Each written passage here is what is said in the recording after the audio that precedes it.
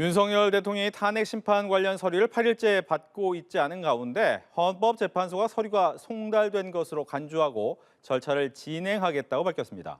한편 한덕수 대통령 권한대행의 탄핵과 헌법재판관 임명을 두고 여야 공방은 이어지고 있습니다. 관련 내용을 윤주진 국민의힘 미디어특위위원, 강성필 더불어민주당 부대변인과 이야기 나눠봅니다. 안녕하십니까? 안녕하세요. 어서 오십시오. 네, 헌법재판소가 대법원 판례에 따라서 탄핵 심판 서류의 송달 효력이 발생했다라고 밝혔죠. 서류를 송달한 것으로 간주하고 오는 27일 예정된 변론 준비 기일을 그대로 진행한다라는 방침입니다. 하지만 일단 윤 대통령 측에서는 대리인단 구성도 제대로 되지 않은 상황이기 때문에 이 부분이 또 제대로 진행이 될 수 있을까? 어떻게 보시는지요?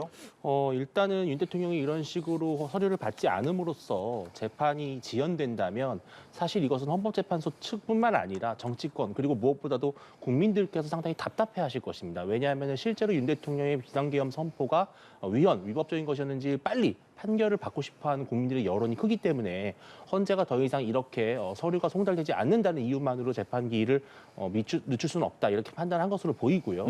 특히 또 윤 대통령에 대한 탄핵 심판 어떤 청구서, 소추서가 이미 언론을 통해서 전부 다 공개가 되어 있고 이것이 꼭 본인에게 직접 송달이 되지 않더라도 언제든지 그 윤 대통령이 미디어를 통해서 확인할 수 있는 부분들이기 때문에 이 송달이 직접 물리적으로 되었느냐 안 되느냐가 본질은 아니다. 이렇게 헌재도 판단한 것으로 보입니다. 윤 대통령의 변호인단 구성 관련해서는 실제로 두 가지 측면이 있는 것 같습니다.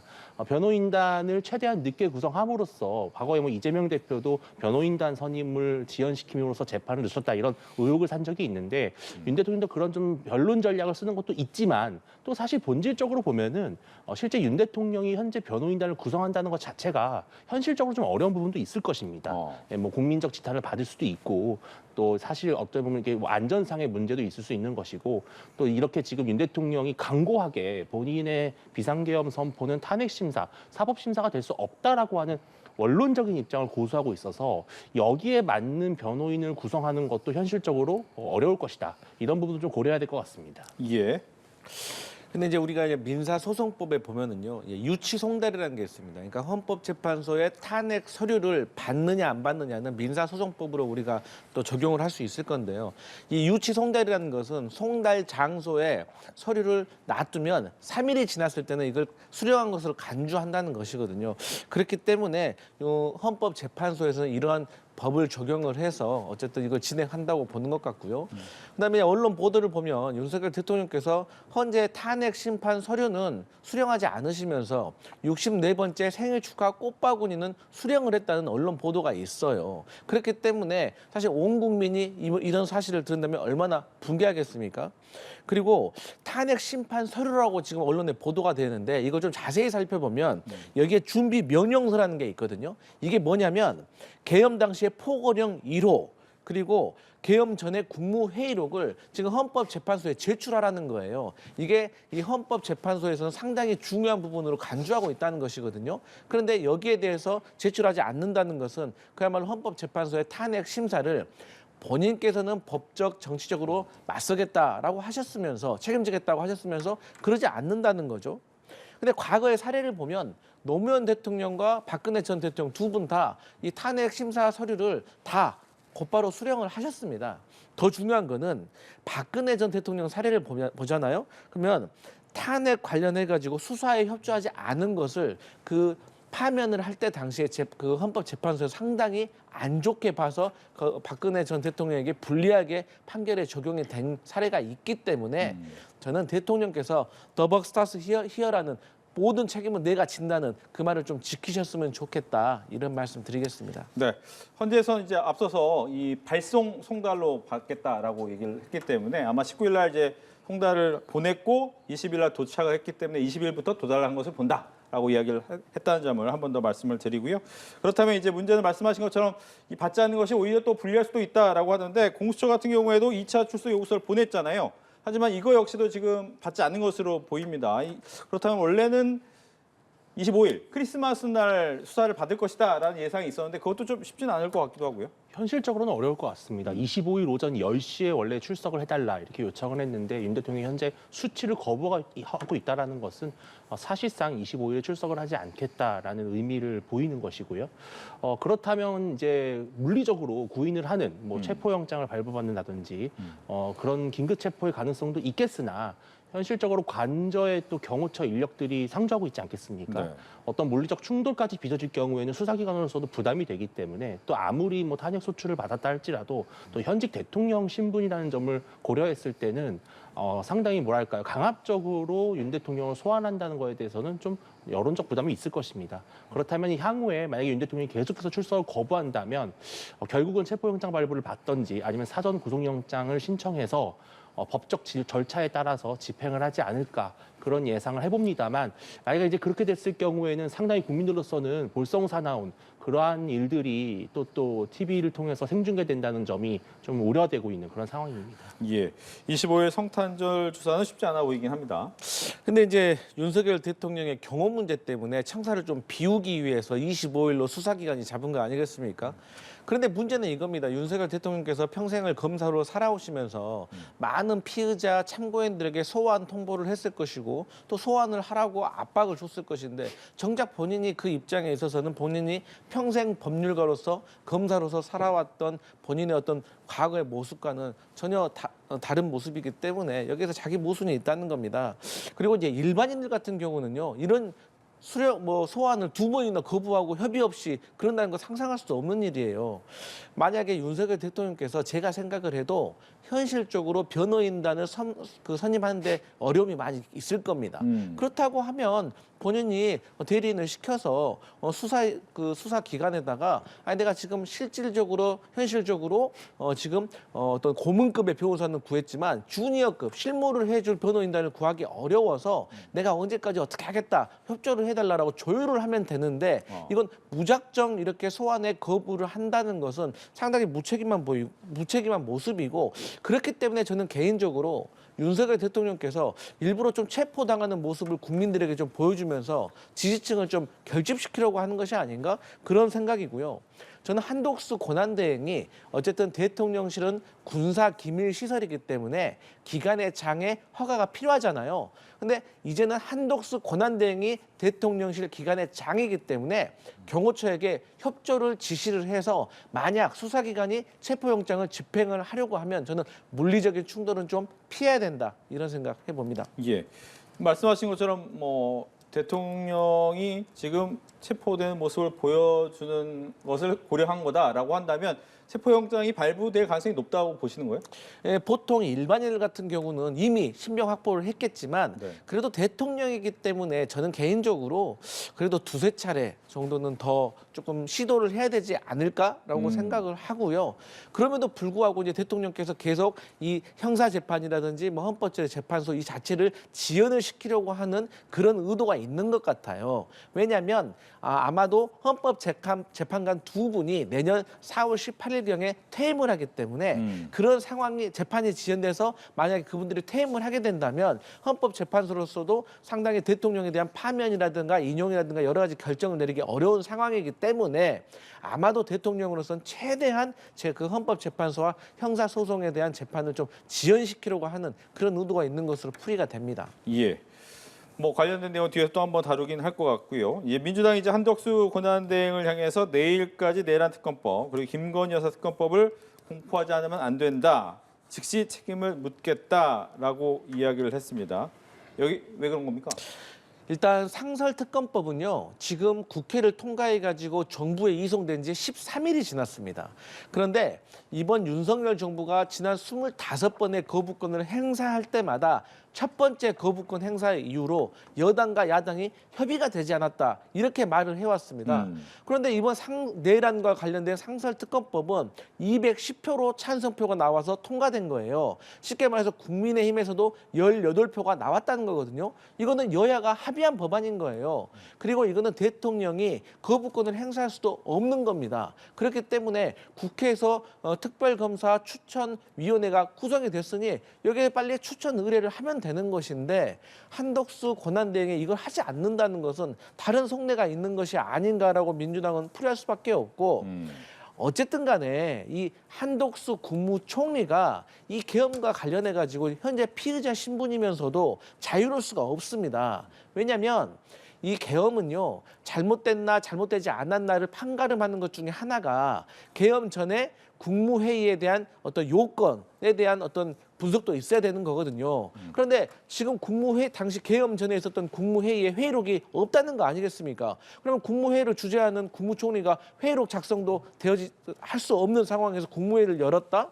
그리고 대통령에게 적극적으로 맞지 못했다. 그래서 여러 가지 정치적, 법적, 도의적인 책임이 있기 때문에 저는 한덕수 권한대행이 지금은 국민의 여론을 최우선의 가치로 생각을 해서 내란 특검까지도 헌법재판관 임명까지도 빨리 서둘러야 된다. 이런 말씀 드리겠습니다. 네, 내일까지 내란 특검법과 김건희 여사 특검법을 공포해라. 저는 지금 민주당이 한덕수 권한대행에게 특검법을 수용해라 이렇게 주장하는 것은 뭐 민주당이 그렇게 주장할 수 있다고 생각을 합니다. 그런데 이 특검법을 받느냐 안 받느냐를 탄핵 소추에 매개를 시켜서 특검을 받으면 탄핵 소추 안 시켜주고 특검을 안 받으면 탄핵 소추 시켰다. 이건 정말로 잘못된 권한 남용입니다. 왜냐하면 탄핵 소추라고 하는 것은 중대한 헌법상 법률상의 위반이 있을 때 하는 것입니다. 자, 한덕수 권한대행이 권한대행으로서 이 권한은 어디까지 대행할 수 있느냐라는 범위가 없습니다. 실질적으로는 모든 권한을 다 대행할 수 있는 게 맞습니다. 왜냐하면 예를 들어서 대통령이 지금 직무집행이 정지가 돼 있습니다. 자, 전쟁이 났습니다. 누가 군 통수권자입니까? 누가 전쟁을 이끌 것입니까? 한덕수 권한대행입니다. 그만큼 이 권한대행이라고 하는 것의 범위를 어디까지 갈 것이냐, 이것은 주관적인 해석의 영역인데, 자, 그렇다면은 한덕수 권한대행이 자신의 거부권을 행사하는 것이 헌법상 위배되는 것입니까? 법률의 위반입니까? 그렇지 않습니다. 정치적으로 비판을 할 수는 있습니다. 그러나 이것을 법적으로 판단할 수는 없는 것인데, 이 탄핵 소추권이라고 하는 것을 이런 식으로 내가 원하는 특검을 받으면 안 해주고 받지 않으면은 탄핵 소추하겠다, 이렇게 권한을 남용하는 입법부가 어디 있겠습니까? 이건 잘못된 것이고요. 저는 한덕수 권한대행이 탄핵을 당하게 될 경우에 자, 보십시오. 대통령은 온 국민이 뽑은 민주적 정당성이 있습니다. 국무총리는 그 다음으로 민주적 정당성이 있는 자리인 것이, 대통령이 임명을 했지만 국회의 임명 동의를 받아서 총리가 됐기 때문에 민주적 정당성이 있습니다. 그런데 경제부총리부터 모든 장관들은 사실은 대통령의 임명만 받으면 되는 자리이기 때문에 민주적 정당성이 없습니다. 그럼 권한대행마저 만약에 부총리로 체제로 넘어가게 되면은 전 세계 모든 나라가 대한민국의 대표성, 권한대행의 대표성에 대해서 의심할 수밖에 없습니다. 왜 이러한 리스크를 야당이 만들어야 되는 것이냐. 저는 한덕수 권한대행 압박하는 건 좋지만 탄핵소추만큼은 제발 여기서 멈췄으면 좋겠다, 이런 말씀을 드리고 싶습니다. 이제 반론 드릴 수밖에 없는 게 맞습니다. 방금 윤주진 대표께서 말씀하셨던 여러 가지 문제 때문에 사실 저희 민주당 입장에서는 한덕수 총리를 권한대행까지 가기 전에 탄핵을 하려고 했던 겁니다. 그런데 저희가 고민이었던 거는 또 말씀하셨던 것처럼 여러 가지 국정에 혼란이 오고 해외에서 우리 대한민국을 어떻게 생각을 하겠습니까? 그렇기 때문에 우리가 불확실성을 제거하기 위해서 한덕수 국무총리가 내란의 피의자임에도 불구하고 이 혼란을 빨리 조기에 수습하기 위해서 민주당이 그리고 야당이 국민의 명령을 받아서 이것을 허가를 한 겁니다. 결단을 내린 겁니다.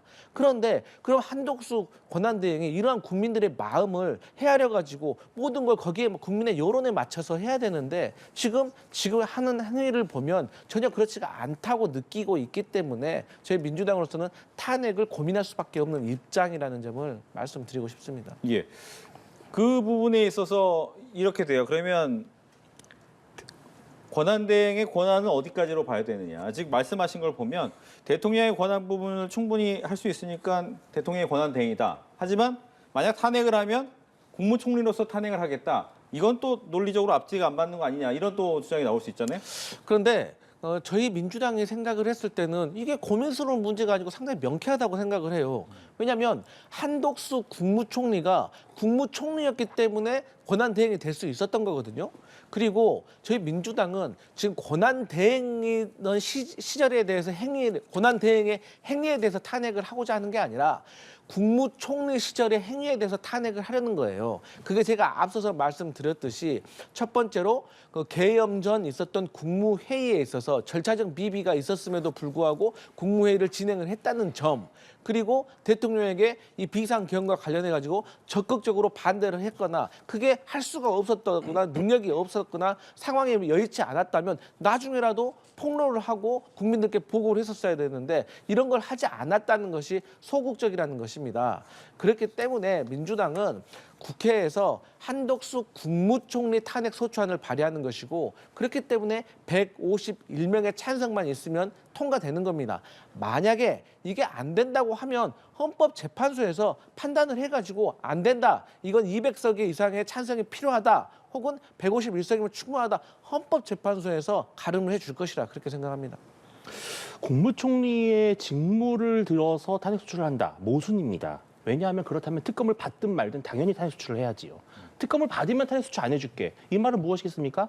지금 이 탄핵 소추의 대상은 국무총리로서의 직무를 대상으로 하는 게 아니라 권한 대행으로서 특검을 받느냐 안 받느냐의 결정을 갖고 지금 탄핵 소추 여부를 결정하겠다는 것입니다. 즉 지금 탄핵 소추의 대상은 국무총리가 아니라 대통령 권한 대행입니다. 자 그렇다면 우리가 지금 현재 국정의 수반이 누구입니까? 한덕수 권한 대행입니다. 왜 우리 헌법이 다른 국무위원과 달리 특별 정족수라고 해서 재적의원의 3분의 2 이상이 찬성할 때만 탄핵 소추할 수 있도록 특별 정족수를 뒀겠습니까? 그 권한대행이라고 하는 자리가 너무나 중하기 때문입니다. 그 자리가 쉽게 흔들려서는 안 된다. 국정의 난맥상에 빠지면 안 된다라고 하는 우리의 헌법 재헌 정신이 있는 것입니다. 지금 한덕수 권한대행은 국무총리라는 직으로 시작을 했지만 현재는 엄연히 대통령직을 수행하고 있습니다. 자 그렇다면 이 대통령직을 수행함에 있어서 특별정수를 적용하는 것이 당연히 우리 헌법 정신의 취지에 맞는 것이고 저는 이것을 헌법재판소도 상당히 소극적으로 해석할 수밖에 없다. 만약에 권한대행이 아니고 국무총리라면 자 특검 추천합니다. 2명 중에 1명을 골라야 됩니다. 누구를 고를 것인가? 그거는 왜 대통령 권한대행의 직무, 그 직위를 인정하면서 왜 유독 이 탄핵소추에 대해서만큼은 국무총리의 규정을 적용하느냐. 이것은 민주당이 모순적이고요. 만약에 정말로 권한대행으로서의 직무 정지가 불가피하다면 당당하게 200석 이상으로 채우자 이렇게 국민의힘을 설득하면 됩니다. 그렇지 못할 것이라면은 이렇게 혼란만 부추기는 이 탄핵 소추는 자제해야 된다 말씀을 드리겠습니다. 짧은 반론. 그러니까 저희가 국무총리 시절에 탄핵을 했어야 됐었다라고 말씀드렸잖아요. 그런데 그때 당시에 만약에 국무총리 한덕수를 탄핵을 시켜버리면 국정이 혼란이 올 것 같아서 저희가 결단을 내린 거라고 했지 않습니까? 그런데 한덕수 국무총리가 그런 국민들의 마음을 모르고 잘못된 판단을 한다면 어쩔 수 없이 바로 잡아야 되는 거죠. 그러니까 비상한 상황이기 때문에 비상한 결단이 필요하다. 이런 말씀 드리겠습니다. 예. 결과적으로 이제 한덕수 권한대행은 내일 예정된 국무회의에 이 내란 특검법과 김건희 여사 특검법을 상정하지 않을 것이다라고 이야기를 했어요. 어떤 생각일까요? 아무래도 고민이 되겠죠. 왜냐하면은 권한대행으로서 본인에게 지금 현재 본인에게도 수사에 어떻게 보면 칼날이 겨녀져 있는 이 특검법을 함부로 수용하는 것이 국정을 책임지는 수반으로서 과연 바람직한 것이냐라는 근본적 고민이 있을 것이고 또 두 번째는 무엇이냐면 지금 현재 검찰, 경찰, 공수처 수사기관이 마치 경쟁이라도 하듯이 윤 대통령 수사하라고 지금 계엄 사건을 수사하고 있습니다. 이런 상황에서 특검은 옥상옥이 아니냐라고 하는 또 비판도 있을 수 있습니다. 또 하나는 지금 또 여당의 과거 원내대표, 추경호 원내대표도 이 내란 혐의에 어떻게 보면 피의자로 적시가 된 그런 특검이라면 사실 상당한 정치적 편향성이 있는 특검입니다. 그런 부분에 있어서도 당연히 심사숙고할 필요가 있고요. 또 여전히 김건희 여사 특검에 대해서는 뭐 독소 조항이라고 하는 논란도 있기 때문에 쉽지 않을 것이다. 저는 지금의 수사기관의 속도, 강도 그리고 이 대상 범위를 따진다면 굳이 특검이 필요할 것인가? 지금 국민들이 특검이 없으면 절대로 진상규명이 안 된다고 답답해할 것이냐? 저는 그런 또 질문도 우리가 해야 되지 않을까 생각을 합니다. 뭐 그 의미는 이게 1월 1일까지는 지켜봐야 되겠지만 결과적으로 거부권을 행사할 가능성이 높다 이렇게 보시는 겁니까? 저는 지금 민주당에서 24일까지 안 하면 뭐 특검 소추하겠다 이러는데요. 네. 일단은 한 템포를 접는 것이 필요하다라는 것이고 이 특검이 둘 다 필요하지는 저는 않다고 생각을 합니다. 예를 들어서 내란 상설 특검 같은 경우는 아까도 말씀드렸듯이 지금 공조본 검찰의 수사가 매우 강도 높게 이루어지고 있습니다. 지금 현직 대통령이 체포가 되느냐 마느냐, 구속이 되느냐 마느냐를 논하고 있는 상황에서 특검은 너무나 어떻게 보면 좀 부수적인 문제일 수 있다는 것인데 다만 과거의 김건희 여사 특검회 같은 경우에는 야당에서 줄기차게 주장을 해왔고 여당에서도 이제는 김건희 여사 문제에 대해서도 우리는 이제는 진상규명에 나설 필요가 있다는 여론이 있기 때문에 이 둘을 좀 떼놓고 저는 국무총리 권한대행과 여야가 좀 만나서 좀 의견을 모아봤으면 좋겠다 이런 말씀을 드리겠습니다. 예, 일단 국무회의 상정하지 않을 것 같다. 저는요, 그 한독수 권한대행이 아무래도 이제 총리를 거쳐서 권한대행이 됐잖아요. 그러다 보면 저희도 이제 여당을 해봤습니다만 보통 총리실에 있는 정무직 인사들은 사실 여당의 인사들이 많이 있을 겁니다. 그렇기 때문에 한독수 권한대행이 사실 여당 그리고 국민의힘의 조금 정치적인 압박에 휩쓸려 가는 것이 아닌가 저는 그런 생각을 해보는데 그런 차원에서 저는 국민의힘에게 좀 지적을 하고 싶은 것이 그렇다면 계엄은 잘못됐지만 탄핵은 안 된다 이런 입장인 겁니까? 만약 그런 입장이라면 국민의힘은 국민을 생각하는 게 아니라 국민의 힘을 생각하는 겁니다. 그 속내가 보이는 거예요. 왜? 탄핵을 하게 되면 이게 역사의 오점으로 남아서 보수 정치가 거의 한동안 괴멸될 것입니다. 하지만 자진 사퇴를 한다거나 아니면 이러한 방법을 통해서 시간이 지나면 그때 우리가 소수당이어서 다수당에게 밀려서 압박에 밀려서 우리가 폭주에 밀려서 우리가 어쩔 수 없이 자진 사퇴한 거야라고 이제 자기 변명을 하고 싶은 것처럼 저희는 판단을 하고 있는데 왜 특검이 필요하냐면 지금 과거에 5.18 같은 경우도 그때 당시에 제대로 진상을 규명하지 않으니까 증거가 많이 인멸이 돼서 지금까지도 누가 발포 명령을 내렸는지 제대로 가려내지 못한 상황이거든요. 그런 차원에서 일반 특검은 출범하는데 최소 한 달 이상이 걸리니까 하지만 지금 중구난방으로 흩어져 있는 수사 기간을 이 상설 특검으로 일단 일원화를 시키고 일원화를 시켜서 올 연말까지 일반 특검이 출범하기 전까지 상설 특검에서 이것을 제대로 진상 규명을 하다가 일반 특검에게 넘겨서 일반 특검이 제대로 수사하고 기소까지 하면 되는 것이거든요. 그래서 저는 이러한 일반 특검, 내란 특검에 대해서 반대하는 것은 저는 이런 계엄에 대해서 찬성하는 것밖에 안 된다. 저는 그런 생각해 봅니다. 네, 일단 일정은 뭐 내일까지 얘기하자라고 했지만 법상으로 이제 1월 1일까지는 볼 수 있으니까 네. 그 이후에는 그렇다면 앞서도 또 같은 질문을 드렸습니다만 거부권 행사가 가능할 것이냐? 근데 이제 저는 사실 개인적인 생각으로는 민주당이 잘 판단해야 되는 게 최우선의 가치는 헌법재판소를 정상화시키기 위해서 헌법재판관 임명에 저는 방점을 둬야 된다고 생각을 합니다.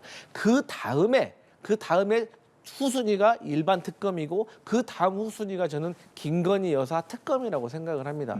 이미 김건희 여사와 관련된 것은 창원지검에서 수사를 하고 있는데 얼마 전에도 검찰이 김건희 여사의 실제 음성을 담긴 그 녹취록을 확보했다고 하지 않습니까? 그리고 지금도 계속해서 이제 어떤 이 여권의 윤석열 대통령의 어떤 지위가 상실됨으로 인해서 일종의 제수들의 딜레마가 시작되고 있기 때문에 저는 이런 것들은 사실 후순위인 거고 제일 중요한 것은 지금의 상황을 법에 정해진 절차대로 빨리 수습하기 위해서는 윤석열 대통령의 직무가 정지되어 있고 이게 과연 파면에 이를 것인지 아닌지 또 파면이라고 하면 조기 대선으로 가는 것이고 또 조기 대선으로 가야지 뭐 우리가 말하는 시대적인 개헌의 얘기도 꺼낼 수가 있는 건데 이런 탄핵의 절차가 조금 유야무야되고 시간이 늦어진다면 사실 그거야말로 국정이 더 혼란스러워지고 해외에서 대한민국을 바라보는 신뢰가 더 떨어질 것이라고 생각합니다. 예. 지금 말씀하신 거를 보면 이제 헌법재판관 3명, 후보자 3명의 임명이 이제 우선이다라는 얘기인데 일단 오늘 인사청문회가 시작됐습니다. 오늘하고 내일 이틀간 하고 있고 지금은 야당 추천 인사 2명에 대해서 지금 인사청문회가 진행 중입니다. 일단 국민의힘 입장에서는 참여하지 않겠다라는 거죠. 그렇습니다. 지금 야당이 독자적으로 인사청문회를 하고 있고 이것은 아무리 지금 뭐 야당이 거대 의사가 갖고 있다 할지라도 헌법재판관에 대한 검증을 야당만 독자적으로 하는 것은 매우 아쉬운 부분이죠. 여당이 불참할 수밖에 없도록 또 일정도 일방적으로 짜고 인사청문회 위원장도 뭐 독자적으로 결정하는 이러한 모습들은 여전히 야당의 어떻게 보면 입법 독주, 입법 독재의 문제를 좀 보여주고 있다라는 부분을 말씀을 드리는데요. 저는 다만 국민의힘에서 지금 현재 권한대행이 뭐 헌법재판관을 임명할 수 없다라고 하는 것은 그만큼 권한대행의 어떤 범위, 권한대행이 할 수 있는 일의 범위가 어디까지인가를 두고 야당이 마치 되게 자의적으로 해석하는 것에 대한 비판이라고 저는 봅니다. 본질적으로는 저는 대통령이 지명하는 몫이 아닌 대법원장이나 국회가 추천하는 즉 사실상 임명의 어떤 임명권의 행사가 아닌 그러한 경우에 헌법재판관의 임명에 대해서는 권한대행이 충분히 저는 할 수 있다고 봅니다. 저는 아까 우리 그 강성필 부대변인께서 말씀하신 것처럼 지금 국민들이 가장 시급하게 생각하는 것은 조속한 탄핵 심판 절차입니다. 그것을 통해서 일단은 대통령직 가능한지가 그걸 먼저 판단한 다음에 그 다음에 수사기관을 통해서 진상규명을 해나가는 이러한 절차적 수순이 있는 것입니다. 저는 그래서 권한대행께서 헌법재판관을 임명하는 그것이 순리에 맞다라고 보이고요. 그렇다면 저는 민주당에서도 헌법재판관을 조속히 임명한다면 이 다른 특검과 연동해서 탄핵 소추할 것이냐 말 것이냐 이런 조건부 탄핵 소추의 이야기도 민주당이 좀 자중했으면 좋겠다 이런 말씀을 드리고 싶습니다. 네. 지금 우리 윤주진 대표 같이 그렇게 합리적으로 제안을 한다면 저희 민주당도 그걸 받아들일 용의가 있을 것 같아요. 하지만 지금 국민의힘의 권성동 원내대표와 그 주변에 계신 분들의 입장을 보면 전혀 그렇지가 않아요. 그러니까 쉽게 말해서 한독수 권한대행한테 법안 6개는 거부해라. 그러면서도 행안부 장관하고 국방부 장관 2명은 또 임명해라. 그러면서 또 내란 특검과 김건희 특검은 거부해라. 그러면서 또 헌법재판관 3명도 거부해라. 도대체 어떤 기준인 겁니까? 어떤 것이 되고 어떤 것이 안 되는 겁니까? 그러면 국민의힘에서 왜 이렇게 앞뒤가 맞지 않는 원칙과 기준이 있는 것이냐? 기승전결 헌법재판소에서 헌법재판관 3인의 임명을 못하게 막아가지고 지금 현재 헌법재판관 6명에서 윤석열 대통령에 대한 탄핵 심판을 해야지 단 한 명만이라도 탄핵을 기각하면 윤석열 대통령이 직무에 복귀할 수 있기 때문인 겁니다.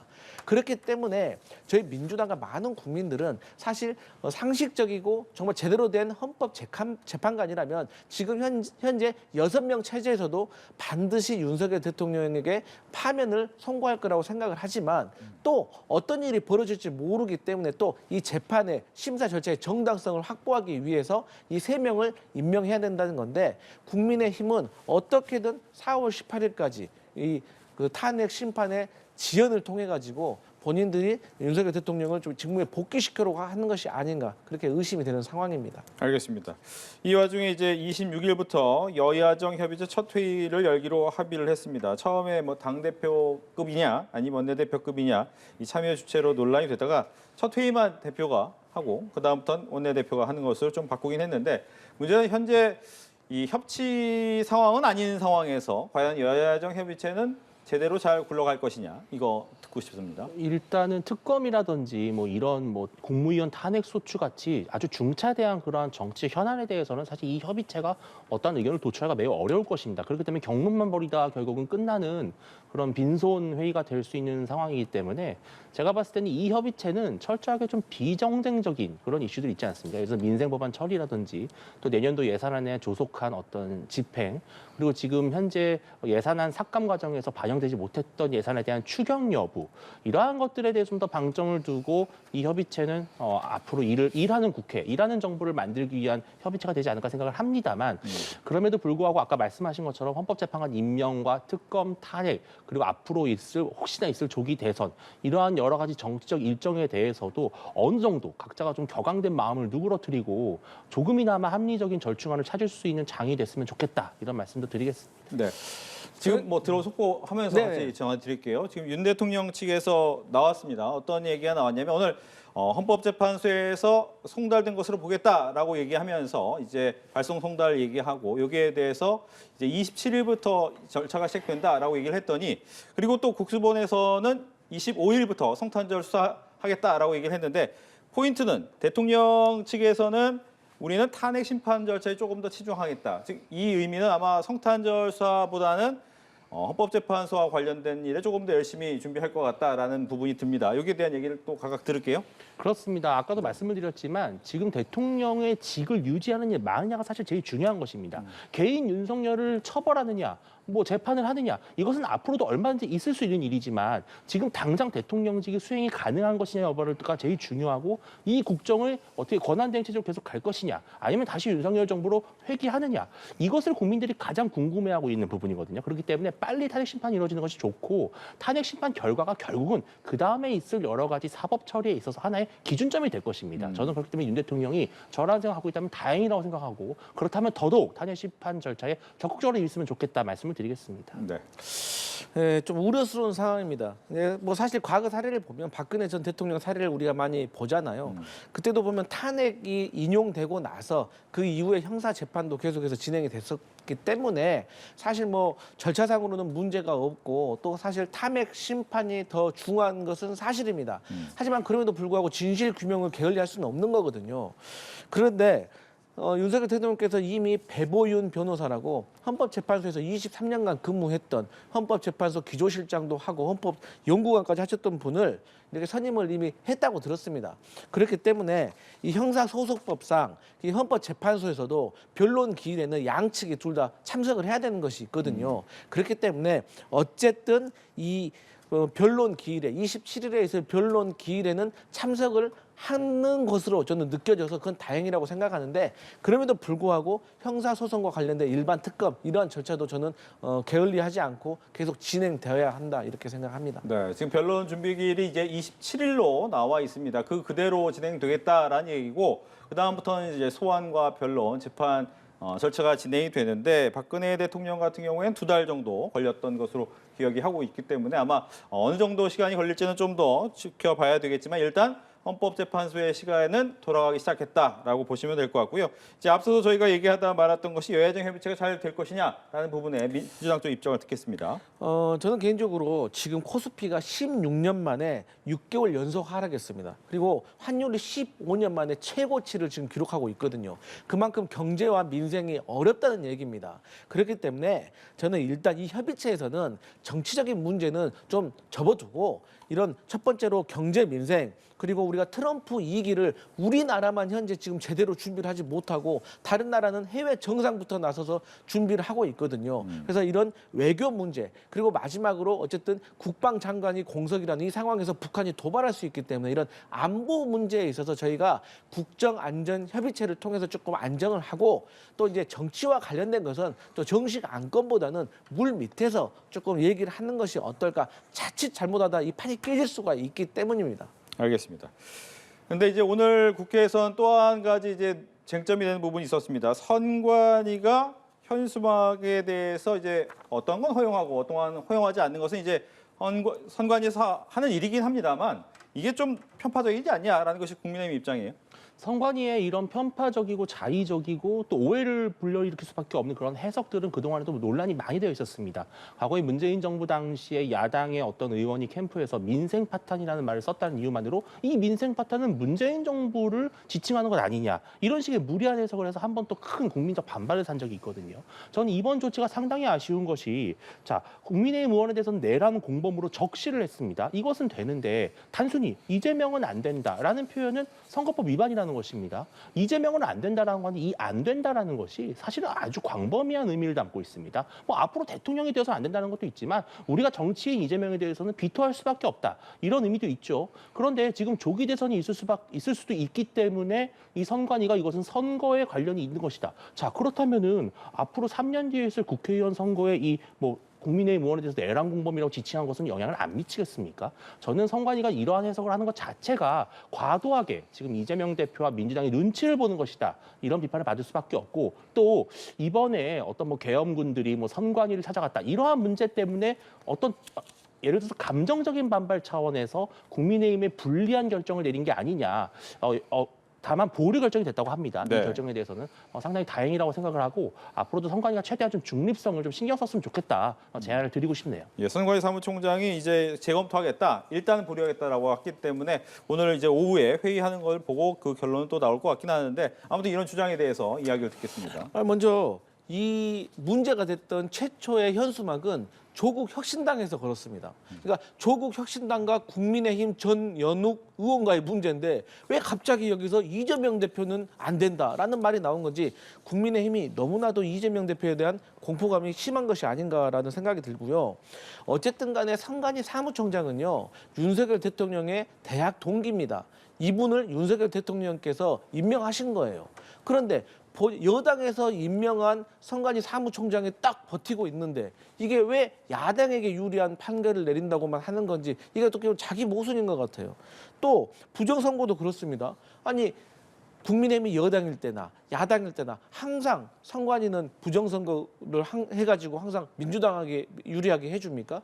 이거는 선관위 그 국민의힘도 동의한 2만 명이 넘는 투표 참관인, 17,000여 명이 넘는 이 개표 참관인에 대해 신뢰를 스스로 무너뜨리는 거다.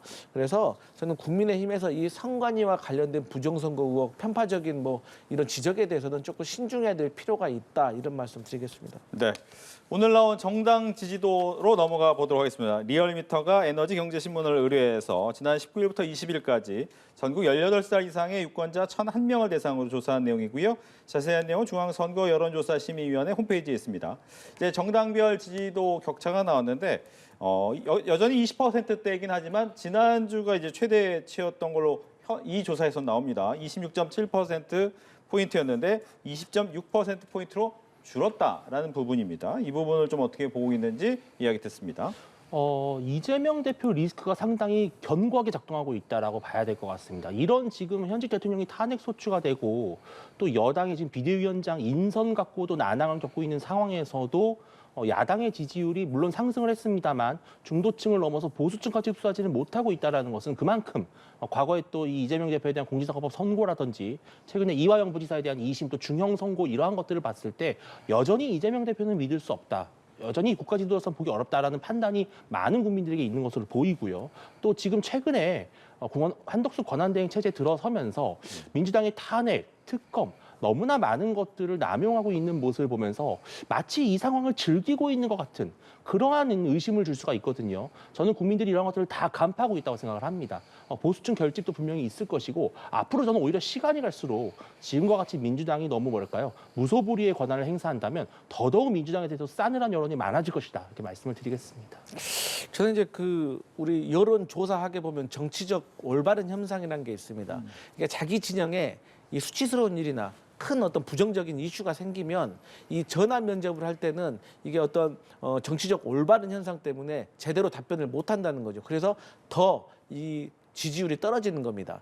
반면에 ARS 같은 경우는 그냥 버튼으로 누르면 되기 때문에 조금 양심의 가책을 좀 덜 느끼기 때문에 여론조사가 잘 나온다는 그런 이론이 있습니다. 저는 그런 차원에서 봤을 때 국민의힘이 생각보다 여론조사 결과가 잘 나왔다고 생각을 합니다. 그런데 민주당 같은 경우는 일단 50.3%입니다. 우리의 어떤 정치 지형을 보면 진보 3, 보수 3, 중도 3이거든요. 그런다고 가정을 한다고 보면은 지금 민주당의 지지율은 최대치를 훨씬 넘어선 겁니다.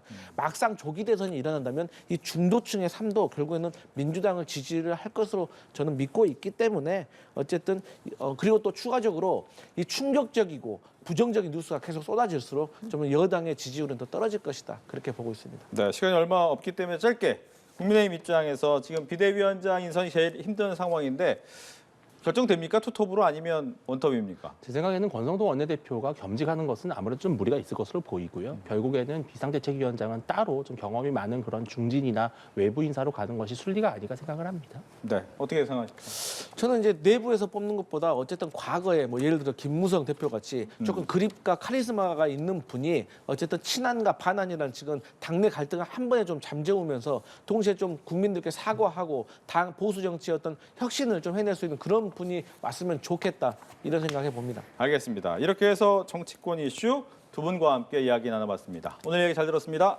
고맙습니다.